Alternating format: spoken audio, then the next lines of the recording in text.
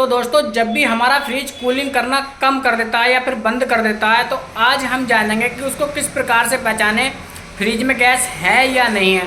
तो आप लोगों को किसी भी मिस्त्री को बुलाने की ज़रूरत नहीं है, ऐसी तरकीब बताने वाला हूँ आप लोगों को कि अपने घर पर ही आप लोग पता कर सकते हैं कि फ्रिज में दिक्कत क्या है।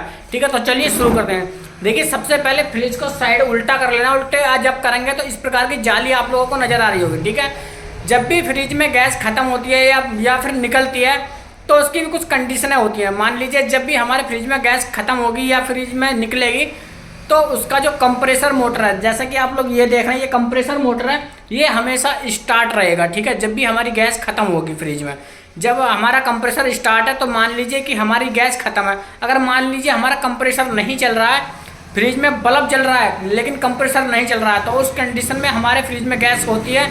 लेकिन जब हमारा कंप्रेसर ही नहीं चल रहा होता है तो हमारा फ्रिज कूलिंग नहीं करता है। ठीक है, जब हमारा कंप्रेसर चल रहा है लेकिन ये जो जाली है हमारी, ये जाल जो है आप लोग इस प्रकार से जब इसको छुएंगे, अगर मान लीजिए ये गर्म है तो उस कंडीशन में हमारा जो कंप्रेसर है वो अच्छी तरीके से वर्क कर रहा है और फ्रिज में गैस भी है। ठीक है, अगर मान लीजिए कंप्रेसर चल रहा है हमारा और ये जो जाली है वो क्या है, वो बिल्कुल भी मतलब वर्क नहीं कर रही है, गर्म नहीं हो रही है, तो उस कंडीशन में हमारी जो गैस है दोस्तों फ्रिज में से लीकेज हो जाती है या फिर निकल जाती है या ख़त्म हो जाती है, कैसे भी करके। ठीक है, यानी कि पाइप टूट जाता है या फिर पाइप गल जाता है, वहाँ से निकल जाती है।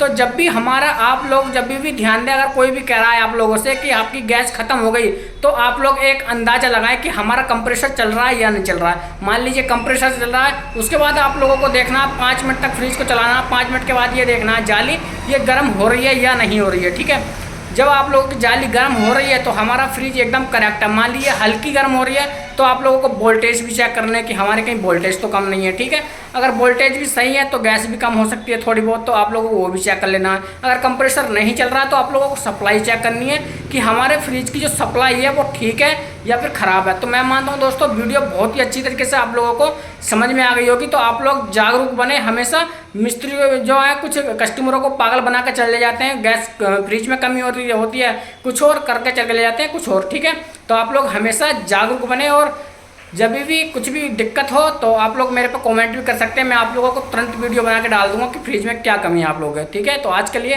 धन्यवाद।